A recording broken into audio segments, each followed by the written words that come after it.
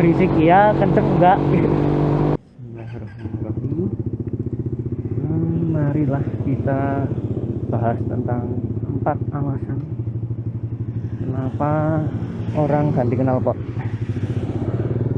Jadi kita tahu khususnya pemotor ya, banyak dari kita yang mengganti knalpot standarnya. Itu kenapa? Yang pertama adalah naik spesifikasi. Jadi alasan pertama ganti knalpot itu karena naik spek.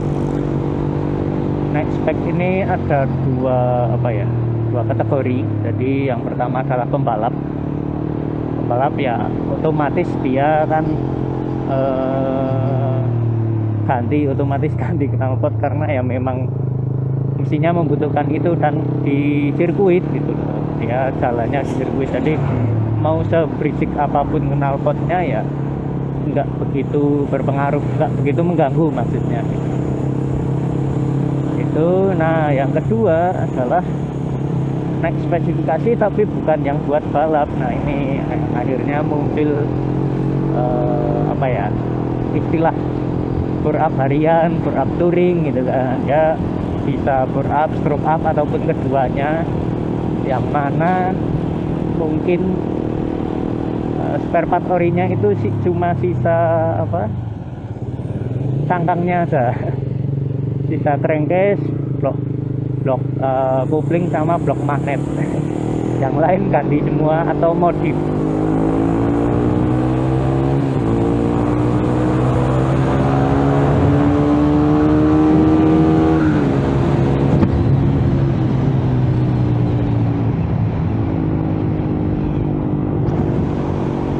Oke, kita lanjut ngomongin yang ganti knalpot karena bore up harian.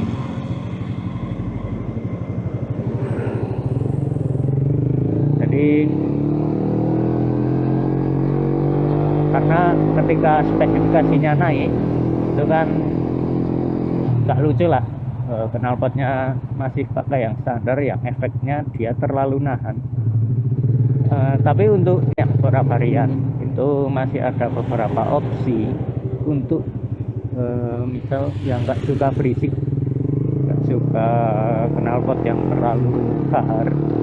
Itu mungkin sekarang kan banyak knalpot silent racing, jadi dia nambah performa tapi nggak begitu berisik walaupun tidak seplong knalpot racing gitu kan, tapi dia secara suara itu tidak mengganggu gitu, walaupun tetap biasanya lebih keras dari suara standarnya, tapi sedikit gitu, maksudnya selisihnya dari suara standar itu sedikit, lebih mirip malah ke knalpot sebelum ada katalis. Jadi waktu zaman motor karbu itu kan knalpotnya agak ada bunyinya lah gitu. Kalau sekarang kan apalagi matic itu knalpotnya senyap itu. Itu alasan yang pertama. Alasan yang kedua adalah knalpotnya rusak bisa karena umur ataupun benturan dan spare partnya susah. Nah, akhirnya gantilah knalpot aftermarket gitu kan. Nah, ini biasanya terjadi di motor yang sudah agak berumur. Tapi motor baru pun sekarang untuk cari knalpot ori yang maksudnya dari dealer yang baru gitu, itu nggak semudah cari kapas rem gitu. Ternyata agak sulit untuk dapat barunya. Itu yang pilihannya adalah salah satunya ganti aftermarket, atau kalau mau ya kita beli bekas, entah di loak, kelitian, ataupun punya orang. Yang mana biasanya standar, tapi karena terpaksa jadi agak ada suaranya. Orang-orang ini biasanya dia belinya knalpot yang adem, jadi tetapnya pengennya spesifikasi mirip benar-benar knalpot standar gitu. Jadi karena kalau dikasih leheran gede kan dia ngepos otomatis karena mesin standar. Nah, akhirnya begitu. Karena kalau pilihan untuk memperbaiki knalpot lama, apakah bisa? Bisa, iya. Ketika kita punya kenalan bengkel las knalpot yang terpercaya gitu kan. Kalau enggak, ya itu ada resiko-resiko yang mana nanti bocor, bla bla bla, nempel lagi dan seterusnya, dan itu rewel. Apalagi kalau model motor tua itu ada aja gitu kan.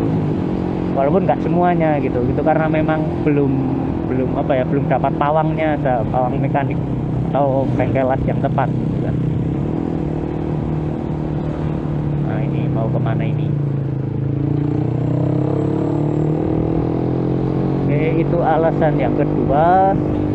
Lanjut, alasan yang ketiga adalah karena pengen saja maksudnya kadang kita berada di lingkungan yang orang-orangnya semuanya apa knalpot racing semua gitu, kayaknya anak-anak muda knalpotnya racing, player merasa keren gitu kan, rame-rame dengan temen-temennya pakai knalpot bro gitu. Jadi karena apa ya, terbawa arus oleh teman-temannya ini, akhirnya gantilah knalpot racing. Nah, nggak semua, cuma ada beberapa. Jadi untuk mesin standar disekali dengan knalpot yang beneran buat kompetisi, maksudnya spek kompetisi gitu. Nah, leheran besar, inletnya besar, yang akhirnya ya ngepos gitu kan. Malah nggak enak ya, jadinya ya berisik iya, kenceng enggak gitu. Kayak gitu. Jadi yang ini biasanya pengennya knalpot yang kenceng, short, pakai yang knalpot short. Knalpotnya kenceng, apalagi engger motornya terondol ya. Jadi kesan kencangnya itu sangat terasa gitu. Nah, terus alasan yang terakhir, ingin dinotis, sebenarnya bukan ingin dinotis, agar terlihat. Jadi di modern ini yang mana katalis knalpot itu kan sudah ada, dan kadang ada yang dua, malah untuk R25 yang terbaru tahu saya itu dua. Jadi knalpotnya sangat senyap, dari suara itu sangat senyap, sehingga kadang itu mengagetkan. Kadang disalib didahului motor yang kenceng dan nggak ada suaranya, itu mengagetkan. Satu. Yang kedua, orang-orang di depan kita, misal saya yang ganti knalpot, saya pakai knalpot standar, itu kadang tidak ngeh bahwa kita ada di belakangnya atau kita ada di sampingnya. Jadi nggak semua orang memfungsikan spionnya dengan benar. Jadi spionnya lebar tapi ya hadapnya ke wajah gitu kan, ke wajah pengendaranya sendiri, bukan ke belakang motor gitu kan. Jadi dia nggak tahu di belakangnya ada motor, sampingnya ada motor gitu. Apalagi knalpotnya senyap, tambah nggak tahu, yang akhirnya ya belok semena-mena gitu kan. Nah, dengan knalpot aftermarket dia agak terdengar, karena yang seperti ini biasanya mungkin ada yang pakai model knalpot 3 suara, knalpot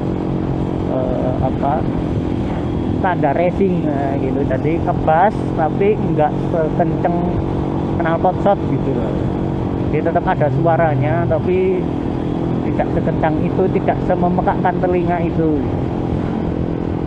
gitu. Jadi butuhnya itu cuma di notice, orang itu tahu kalau ada kita di sekelilingnya gitu.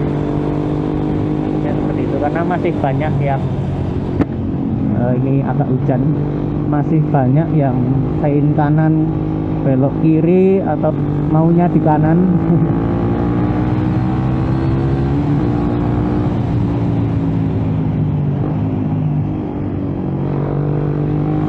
Banyak yang nggak gitu. Kalau di tol namanya lane hogger, kalau di jalan kecil nggak tahu saya namanya pemakan jalan.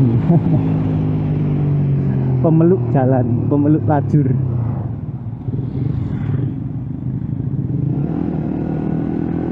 Oke, Jadi dari 4 alasan itu, kamu yang mana, atau kombinasi dari beberapa alasan, atau semuanya malah udah mengalami semuanya yang akhirnya kembali ke knalpot standar lagi? Kalau saya sendiri, saya lebih condong ke yang terakhir. Jadi karena saya tinggal di daerah yang mana jalannya sempit, dan walaupun nggak macet ya, tapi orang-orang itu padat lah gitu. Dan banyak gang, karena namanya juga di daerah banyak gang, banyak orang keluar masuk gang yang nggak mau berhenti dulu, atau yang modelnya leher beton gitu kan. Jadi ya udah, dia keluar nyelonong aja gitu, dan itu mengagetkan sangat mengagetkan. Yang akhirnya ya saya coba pakai knalpot yang ada bunyinya, maksudnya nggak kenceng-kenceng banget tapi ada bunyinya, ya memang berpengaruh. Apalagi kalau knalpotnya benar-benar kenceng, karena sebelum knalpot ini saya pakai Trident F23, dan ketika kerannya dibuka itu benar-benar kenceng, gacor. Itu ya beberapa orang memang notice lah bahwa kita ada di sekitarnya. Kan kalau yang pelan di kanan dia mau memberi jalan, orang yang mau nyebrang dia mau menunggu. Maksudnya ketika mepet itu dia mau menunggu, kalau jauh kan ya nggak kedengeran gitu, sama aja. Tapi kalau mepet itu dia mau menunggu, nggak langsung nyelonong gitu, karena denger suara. Begitu. Mungkin ada opini lain atau pendapat-pendapat lain kenapa sih ganti knalpot gitu kan, bisa komen-komen di bawah. Saya kira cukup sekian. Terima kasih. Nah, ini contohnya, ini knalpot yang ngebas tapi nggak terlalu berisik. Ini nggak terlalu berisik, cuma ya kalau kita ngomong ya kurang kedengeran emang. Nah, itu aja nggak ngesen kan, ya nyalip nggak pakai sen.